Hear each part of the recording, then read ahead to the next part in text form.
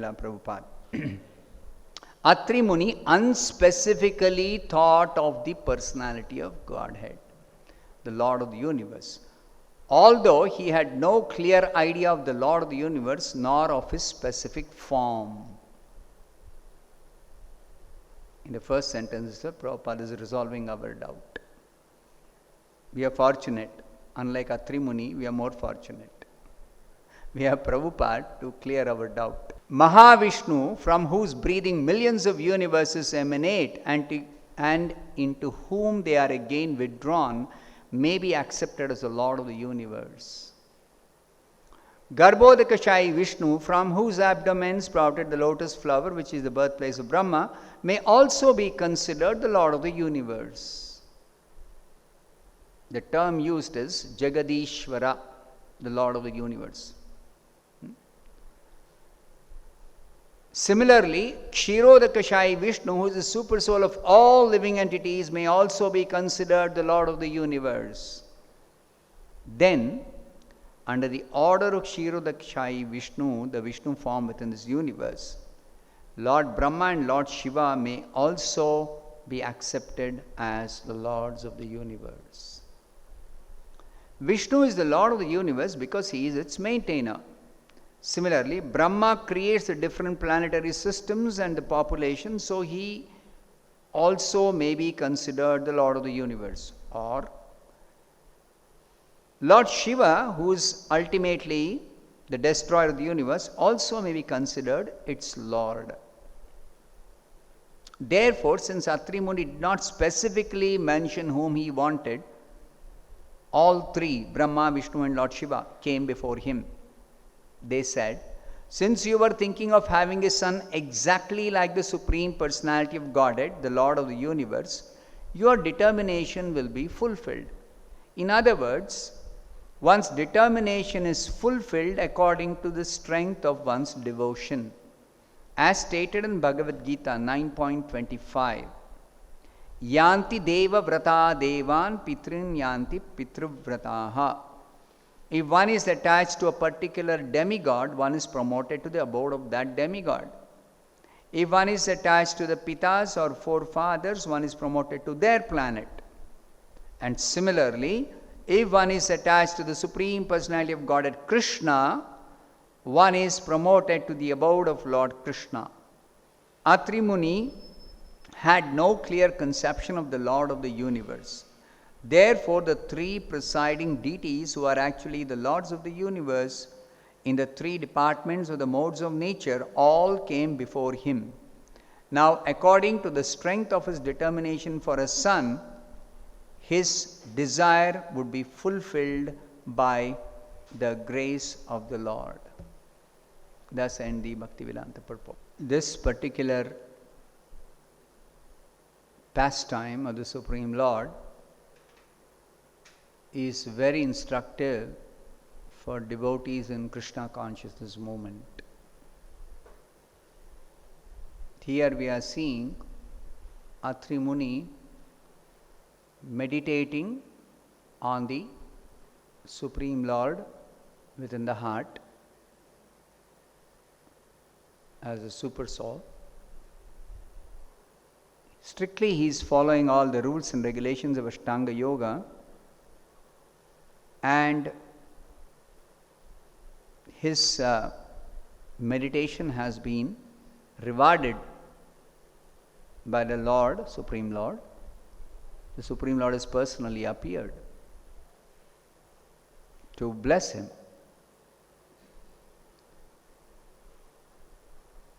But then, as Srila Prabhupada explains,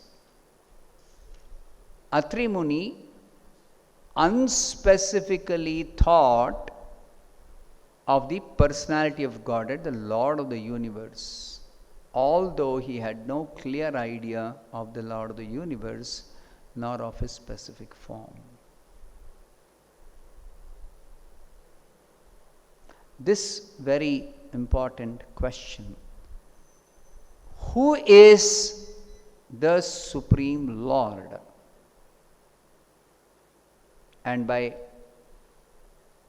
while asking this question, it is also important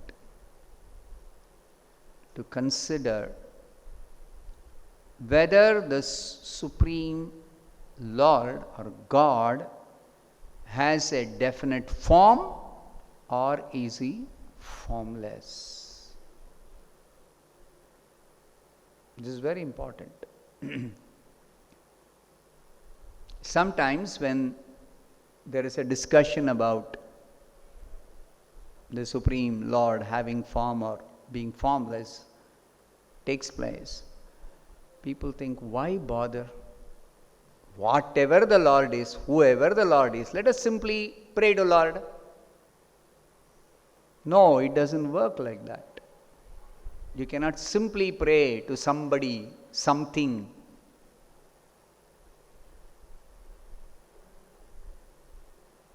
You have to know correctly, specifically, very definitely. Otherwise, you remain in ignorance about God. We should understand that primarily it is ignorance of Krishna which is the cause of our material existence. If we have proper understanding of Krishna, we will not be in this material existence.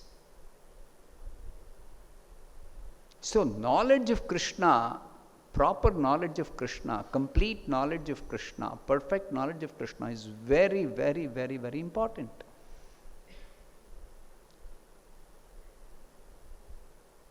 So, therefore, the scriptures are very elaborately describing who is Krishna.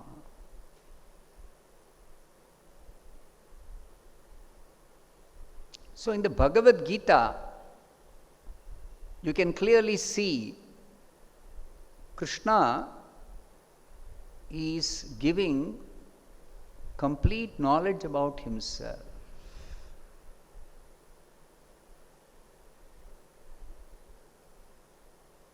Seventh chapter, which is the title given by Prabhupada, is Knowledge of the Absolute. So Krishna says in the second verse, Jnanam teham savijnanam idam vakshyami asheshataha yajñatva neha bhuyonyat jnatavyam avashishyate. Here the words jnana and vijnana, two words are used by Krishna. Prabhupada translates these two words, and this is very significant. This is the parampara understanding. Jnanam as phenomenal knowledge, vijnanam as nominal knowledge. And even the translation Prabhupada uses the same words. I shall now declare unto you this in full, this knowledge, both phenomenal and nominal, by knowing which there shall remain nothing further to be known. So, complete knowledge includes, Prabhupada explains, what is this phenomenal and nominal? He says it includes knowledge of the phenomenal world and the spirit behind it. So this phenomenal world is this material world, and the spirit behind it, that is Krishna. He is the spirit behind this. And apart from this phenomenal world, he has got his own abode, which he specifically describes in the Bhagavad Gita and says, you belong to my abode, you come to my abode. And he describes his abode in brief in the Bhagavad Gita. So, this knowledge about Krishna is the ultimate aim of all Vedic literature. Vedaischa sarvair ahameva vedyaha. So, to know Krishna, to understand Krishna properly, completely, perfectly, scientifically, is absolutely necessary. It is very significant that Chaitanya Mahaprabhu, while glorifying the Sankirtana of Krishna's chanting of Krishna's holy names in congregational chanting, he says, Vidyavadhu Jivanam. So Srila Prabhupada explains this Sankirtan is the life and soul of all education. Another place Prabhupada says, this is the life of all transcendental knowledge. So perfect, complete knowledge is enlightened within the heart simply by Sankirtana. Whereas the other processes, other than the process of pure devotional service, do not give perfect, complete knowledge of the Supreme Personality of Godhead, Krishna, the ultimate source of everything. That's a fact. Atri Muni is learned.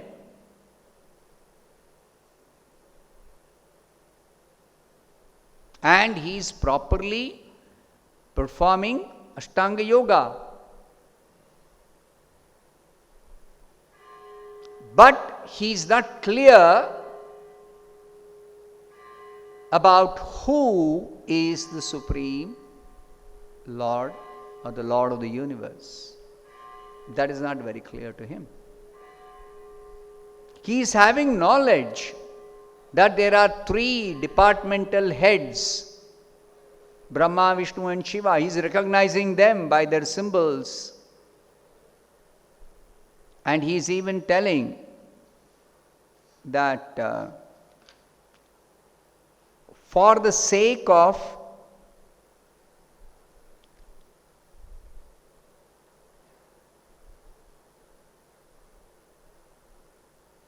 you have divided yourself into three bodies by accepting the three modes of material nature as you do in every millennium for the creation, maintenance and dissolution of the cosmic manifestation. He is having this knowledge, but he doesn't know who among them is the Supreme. So therefore, Prabhupada says, unspecifically he thought of the personality of Godhead, the Lord of the universe, although he had no clear idea of the Lord of the universe nor of his specific form. So Srila Prabhupada explains, why is it that the three personalities have appeared, though Atri Muni actually wanted or prayed to the Lord of the universe. So from one perspective, when you say Lord of the universe, who is the one who generates all the universe at the beginning of creation? It's Mahavishnu. So Mahavishnu can be considered as the Lord of the universe. But then if you talk of this specific universe, it is Garbhodakashayi Vishnu, who is the Lord who enters in this universe, after which it begins to develop.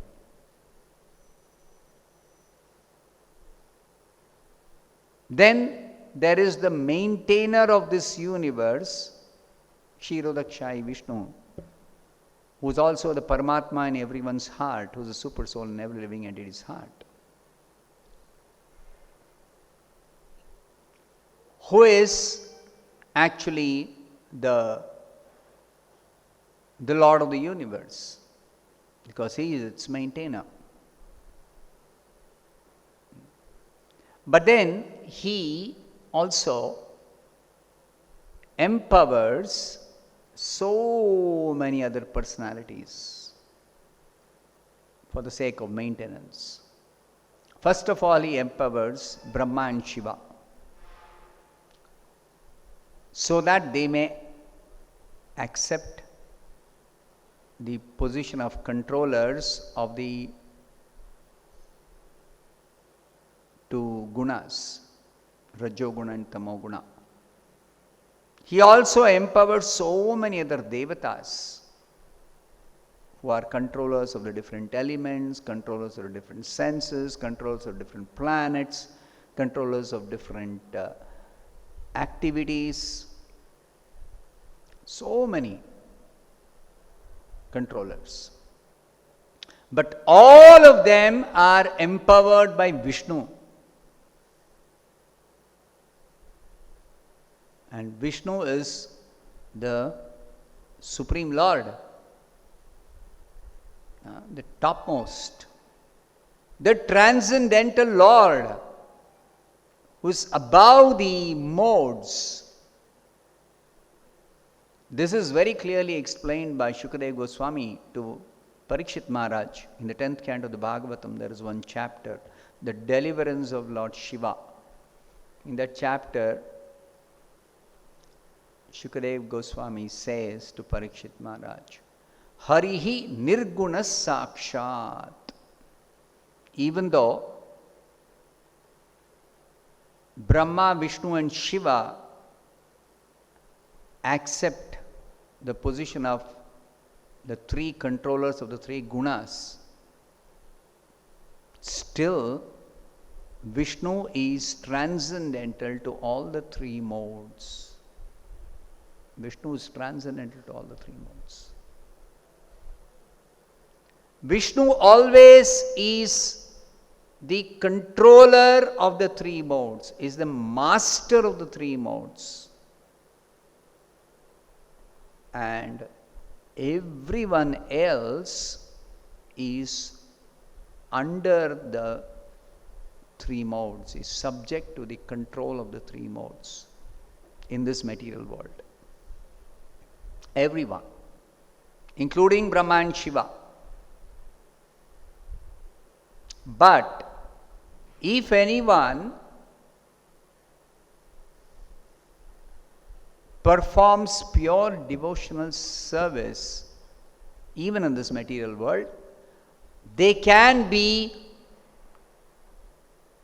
unaffected by the three gunas, even though remaining within the gunas.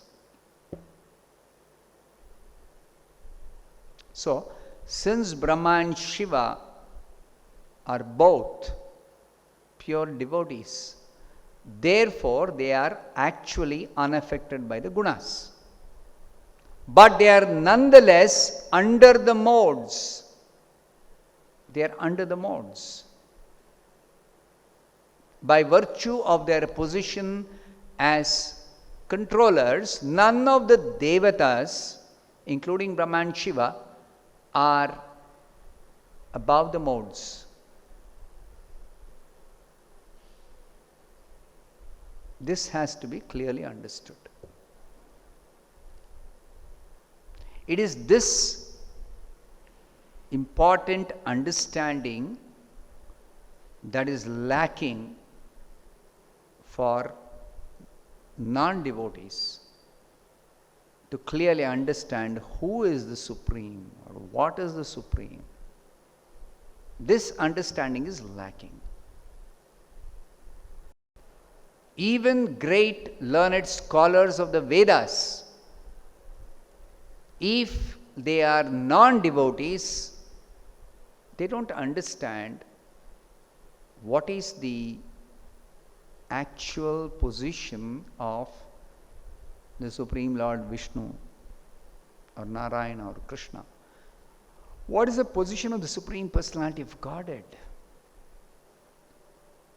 They do not understand.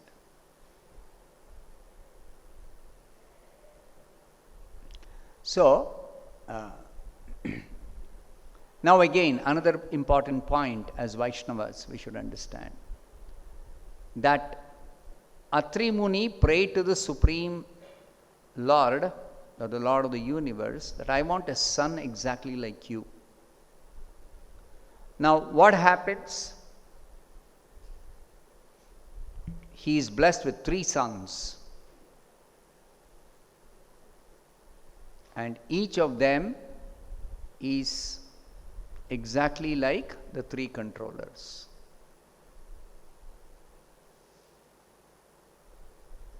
His son Soma, he had 3 sons. One was Soma, who was a partial representation of Brahma. Other one was Dattatreya, a great mystic yogi, who was a partial representation of Vishnu, and Durvasa, a great sage, who was partial representation of Shiva. So even though one may pray to the Supreme Lord,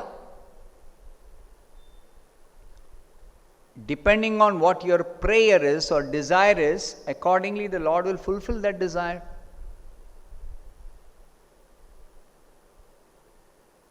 So we are all engaged in chanting Hare Krishna.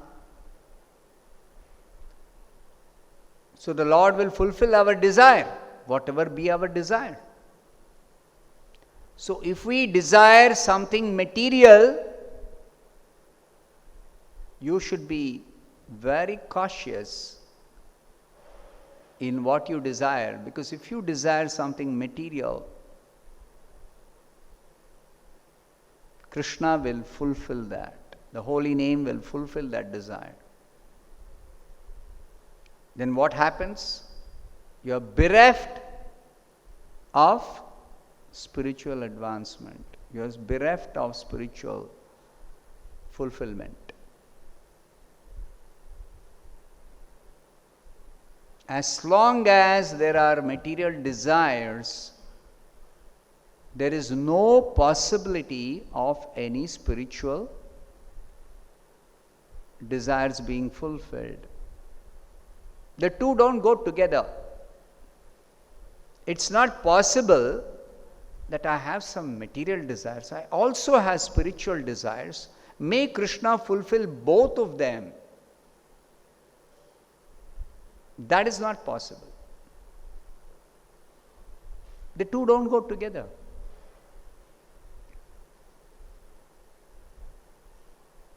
So we have to be very careful. We have to make the choice. And it's a difficult one. Because in our conditioned state, we think that it's okay to have some pious desires, not sinful desires. Pious desires are okay. And after all, even those pious desires we may have in order to serve Krishna in the Krishna Consciousness movement. Is it not? I don't want to desire anything sinful. But even the pious desires, why am I desiring? Because I want to serve Krishna or serve the mission of Krishna in this world. So we reason, what is wrong with it? How is it material?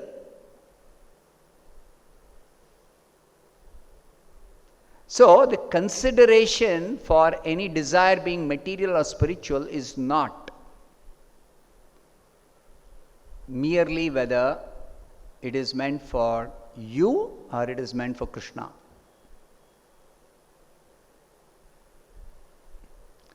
It is the core of the heart in which there is that strong desire for personal satisfaction, personal enjoyment, my enjoyment, my satisfaction, even in performing devotional service.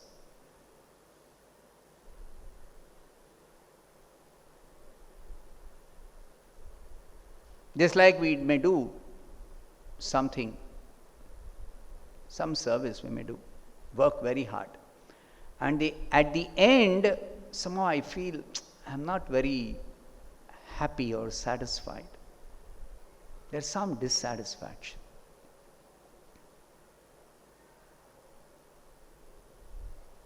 So what does Shastra say about that?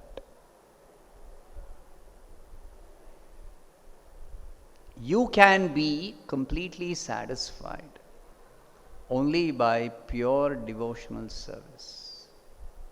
Savai pumsam paro dharmo yato bhaktir adhokshaje ahaituki apratihata yayatma suprasidati. What can bring about complete satisfaction for the soul, for the real self? It's only yato bhaktir adhokshaje, devotional service to the transcendental Lord. And what should be the quality of that service? Ahaituki apratihata, only pure devotional service. Anything short of that will not completely satisfy the soul, will not completely satisfy the self or the real you. So you remain dissatisfied.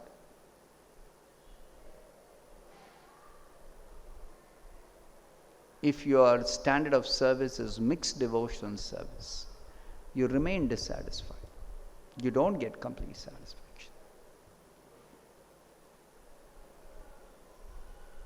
And one more interesting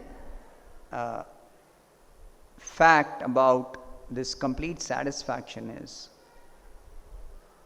a devotee, what is the basis of the devotee's satisfaction or happiness? It is actually not his own satisfaction or happiness. It is the satisfaction and happiness of Krishna. Until we are able to make direct contact with Krishna, we try to satisfy and please the spiritual master. Because the principle is yasya prasadat bhagavat prasad. If my guru is satisfied, Krishna is satisfied. And if we are still unable to directly connect with the spiritual master, because spiritual master is no ordinary person. And he is not simply accessible to everyone just like that. No. He is not easily available like that. To connect and to please him and to satisfy him and to serve him. It's not that easy. So you have to accept service to the Vaishnavas who are his servants.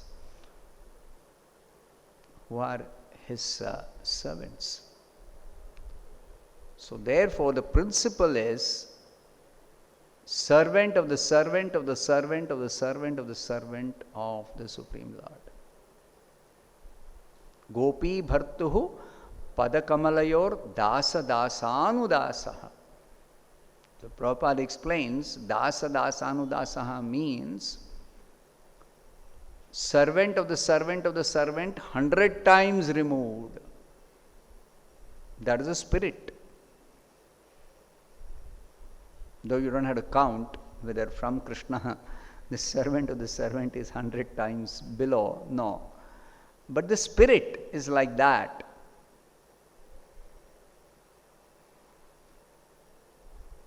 So, service to the Vaishnavas, for pleasing the Vaishnavas, and you taking satisfaction and being pleased by their pleasure, by their satisfaction. That is that's a difficult job. That's something very hard to swallow for many people. Our false ego comes in the way.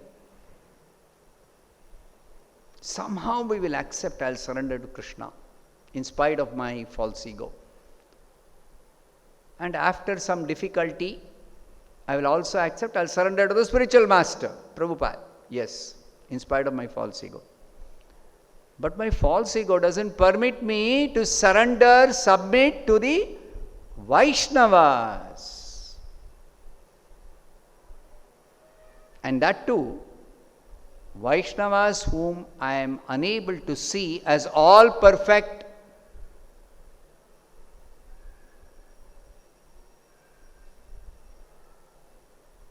Somebody may think, Prabhupada is pure devotee, he is all perfect. So I can surrender to him. But how can I surrender to somebody who is not all perfect, not as pure as Prabhupada? So please remember that to even see Krishna as perfect and all pure is not easy. There are so many people who see faults in Krishna. Even they see faults in Rama. You'll be shocked. People point out fault in Rama. Krishna is difficult to understand. His actions are very difficult to understand. Somebody may say, oh, Rama is actually perfect, ideal human being. Or ideal personality in this world.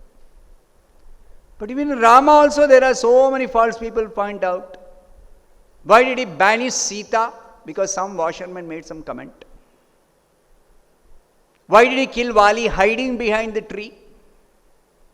Stealthily shot arrow at him, killed him. Like that they'll find so many faults in Rama.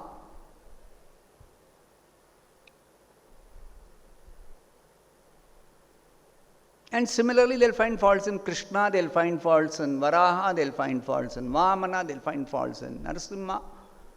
They'll find faults in anybody. So one Hindi poet has written one very nice couplet, doha they say in Hindi, a short poem. He says, Bura jo dekhan main chala.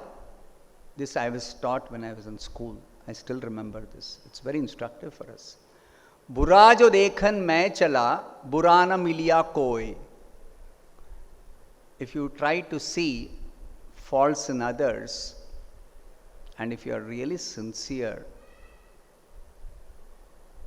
you will not find any fault in others. Jo dil khoja apna, mujhsa bura na koi. Finally, when I searched my own heart, I found that there is no one as bad as me or as faulty as me. All faults are within me.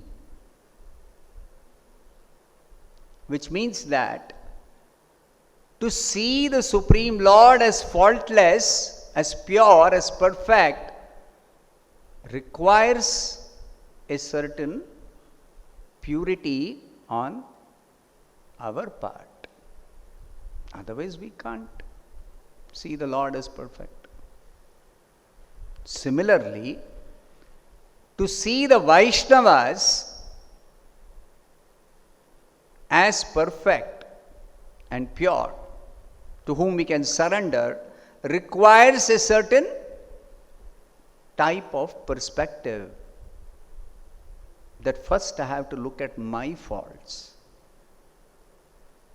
and then understand how, by serving the Vaishnava, I can actually become purified. I can become free from my faults. I can make advancement. And the result of that advancement, actually I come closer to Krishna. I come closer to Prabhupada.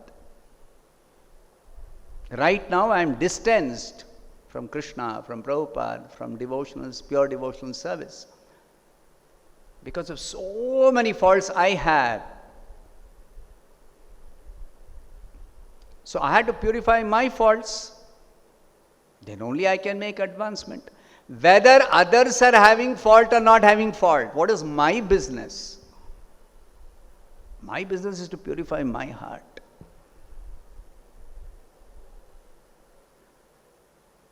So forgetting our own faults, we are always looking at others' faults. This is one of the divine qualities, apaishunam, freedom from fault finding.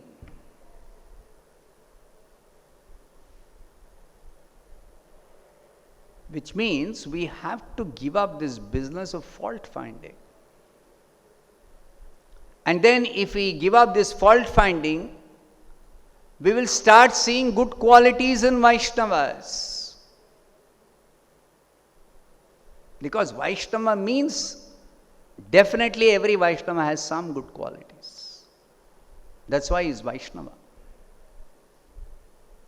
He may not have 100% good qualities. That's okay. Because he is on the path of progress. So what does Krishna say? Kshipram bhavati dharmatma shashvat shantim nigacchati kaunteya pratijanihi name bhakta pranashyati. So Krishna assures, my devotee who is on the progressive path of advancement in Krishna consciousness, very soon he'll become free from all faults. Because Krishna says, I take charge of the devotee. So progressive devotee are personally in the protection of Krishna. But a devotee does not think, I am personally under the protection of Krishna if I am in the progressive path. Therefore, I don't require association of Vaishnavas. I don't require to serve Vaishnavas. I don't require to live in the association of Vaishnavas. No. That never happens.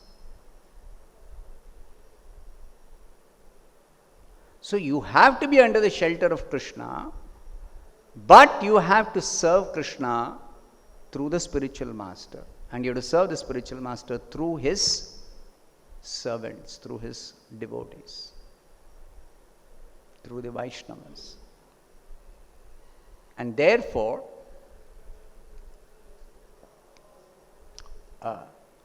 this coming back to the point of desires, we can be completely satisfied only by pure devotional service. And that pure devotional service is not easy. To come to that standard, we have to serve Vaishnavas who are similarly engaged. Who are engaged in pure devotional service. So therefore, Prabhupada said, I have created this society for Krishna consciousness. So in the association of devotees in this society for Krishna consciousness who are serving Prabhupada's mission, we should engage in association of such devotees, trying to serve the mission of spiritual master in cooperation, while always being respectful and having the proper attitude towards other Vaishnavas, without being offensive, without trying to finding fault in Vaishnavas. Then we can actually make proper advancement and have a healthy, progressive life in Krishna consciousness. Stop here. Srimad Bhagavatam ki jai, Srila Prabhupada ki jai.